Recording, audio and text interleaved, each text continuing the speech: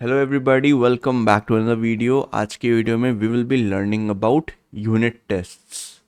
तो हमने पिछले वीडियो में भी यूनिट टेस्टिंग देखा था, जहाँ पे हमने डॉक टेस्ट को यूज़ किया था। डॉक टेस्ट में हम क्या करते थे कि हम डॉक स्ट्रिंग्स के अंदर अपने यूनिट टेस्ट्स को लिखते थे। उस वीडियो में मैंने बताया कि यूनिट टेस्ट क्या होती है और क्यों होती है।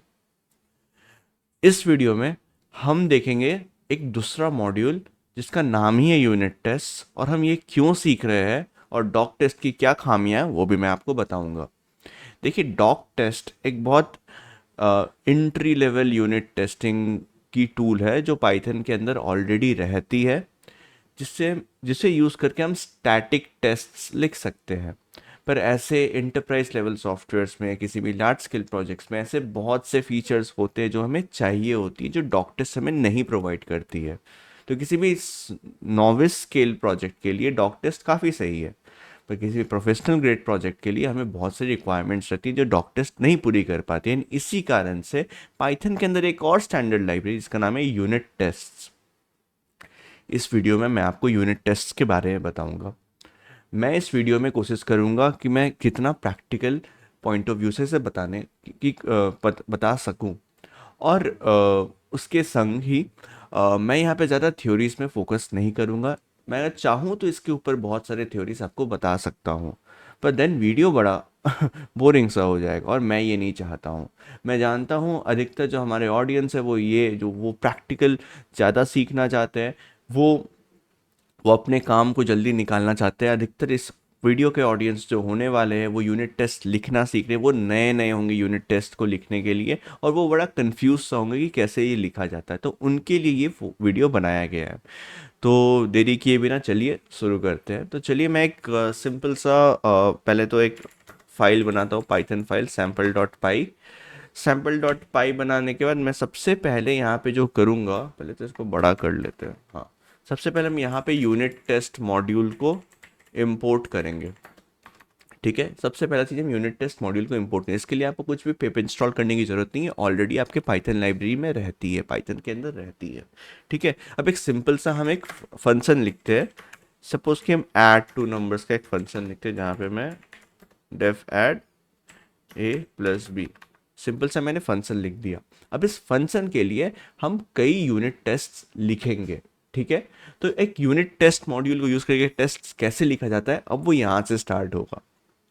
तो सबसे पहला जो पार्ट है वो है, हमें एक क्लास बनानी पड़ेगी, और इस क्लास के अंदर हमें यूनिट टेस्ट मॉड्यूल का टेस्ट केस क्लास को बेस क्लास बनाना पड़ेगा हमारे क्लास की। क्या बोल रहा हूँ मैं दिखाता हूँ। सबसे पहले हमें क्लास बनानी पड़ेगी। क्लास का नाम हमेशा ध्यान रखिएगा, टेस्ट से स्टार्ट होना चाहिए, कैपिटल TEST, टेस्ट से स्टार्ट होना। उसको फिर उसका कुछ भी नाम दीजिए। सपोज कि मैं टेस्ट केस 01 देता हूँ अपना इस क्लास का नाम, एंड उसके बाद हमें इनहेरिट करनी पड़ेगी यूनिट टेस्ट से उसका टेस्ट क्लास को, unit test dot test case को, I am sorry, test case को। ठीक है, ये जो लाइन है ना, क्लास क्लास के बाद टेस्ट केस का जो नाम हम लिख रहे हैं, जिसको स्टार्ट होता है कैपिटल TEST, टेस्ट से, उसके बाद जो हम बेस मॉड्यूल जो इनहेरिट करें, ये हमेशा किसी भी यूनिट टेस्ट में मैंडेटरी और हमेशा ये रहेगा। ठीक है, इसके बाद हम लिखेंगे अपने टेस्ट को। टेस्ट कैसे लिखते हैं, टेस्ट जाते हैं एज मॉड्यूल्स। ओके, तो हम यहाँ पे एक मॉड्यूल लिखते हैं। अब इस मॉड्यूल लिखने में भी एक कैच है, हर टेस्ट केस जो हम लिखेंगे वो भी स्टार्ट होनी चाहिए टेस्ट अंडरस्कोर से। तो वो ऐसे जाएगी, टेस्ट अंडरस्कोर से केस 1, फिर मैं सेल्फ लिखूंगा। अब इसके अंदर हम अपने टेस्ट को लिखेंगे। ठीक है, तो अब टेस्ट ना तीन तरह की मोटा मोटी होती है। एक होती है, क्या जो मेरी आंसर आ रही है, क्या जो आंसर एक्सपेक्ट मैं कर रहा हूँ, क्या ये इक्वल है, नंबर 1। नंबर 2, क्या ये जो आंसर आ रही है ये ट्रू है या फॉल्स है। और नंबर 3, क्या ये जो आंसर आ रही है ये फॉल्स है। ठीक है, number 1 equal, number 2 true, number 3 false. ठीक है, तो इसे हम ऐसे लिखते हैं, सेल्फ डॉट एसर्ट से मैं इक्वल लिखता हूँ, पहला केस मैं इक्वल के लिए लिखता हूँ। ठीक है, और यहाँ पे मैं क्या लिखूंगा, यहाँ पे मैं लिखूंगा ऐड से 2,3, मैं दो नंबर्स को ऐड करता हूँ। क्या पहला बात की लॉजिकली ये करेक्ट आंसर दे रही है कि नहीं, तो 2 और 3 को मैं ऐड करूंगा तो 5 आएगी। ठीक है, और मैं इसको बंद कर दिया। आई गेस मैंने कुछ गलती की है यहाँ। ओके ओके, तो मैंने यहाँ पे पहला टेस्ट केस अपना लिख लिया है, ठीक है। और ये टेस्ट केस क्या करी बेसिकली, हमारे फंक्शन को ले रही है, उसमें दो नंबर्स पुट इन करिए, उसके बाद आंसर को निकाल रही है, आंसर को टेस्ट करिए कि वो क्या सेम है कि नहीं है। इसको हम रन करेंगे। इसको रन करने के लिए सबसे पहले हमें क्या करना पड़ेगा ना, हमें करना पड़ेगा, हमें मेन क्लास को हमें कॉल करना पड़ेगा। वो कैसे करते हैं, तो यहाँ पे लास्ट लेंगे if name underscore underscore name is equal to underscore underscore main unit test dot main. हम सिर्फ इतना लिखेंगे। अंदर एक ऑप्शनल पैरामीटर है वर्बोसिटी इज इक्वल टू 2। इससे हमें ज़्यादा डिटेल्स में दिखेगी कि टेस्ट कौन सा रन कर रहा है, कैसे रन कर रहा है। इस चीज़ को हम एक बार रन करके देखते हैं। तो आप देख पा रहे हो कि यहाँ पे टेस्ट केस 1 जो मैंने लिखा है, जो कि हमारा इस क्लास को बिलोंग करता है, वो ओके है और इतने सारे टेस्ट इतने सेकंड्स में रन किए। ठीक है, तो अभी हमारा सारा टेस्ट केस पास हो रहा है। अभी हमने लिखा ही एक टेस्ट केस था।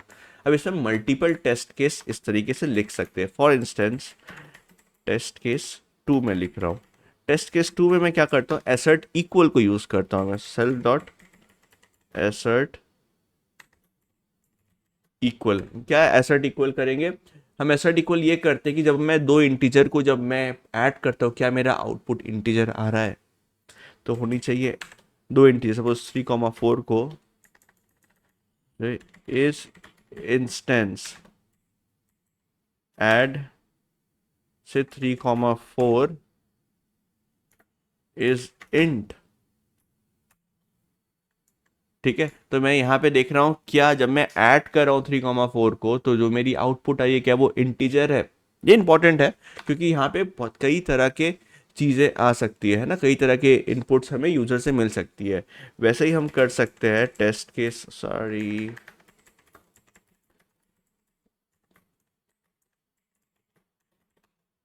यहाँ पे हम एक और ये कर सकते हैं, इक्वल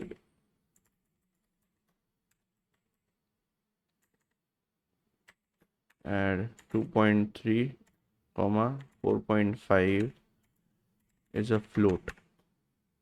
ठीक है, और ये टेस्ट केस 3 होगा। तो यहाँ पे मैंने 3 टेस्ट केस लिखा है। टेस्ट केस लिखे से हम टेस्ट करते हैं, तभी आप देखोगे कि यहाँ पर प्रॉब्लम हो गई है। यहाँ पे missing one positional requirement. Okay,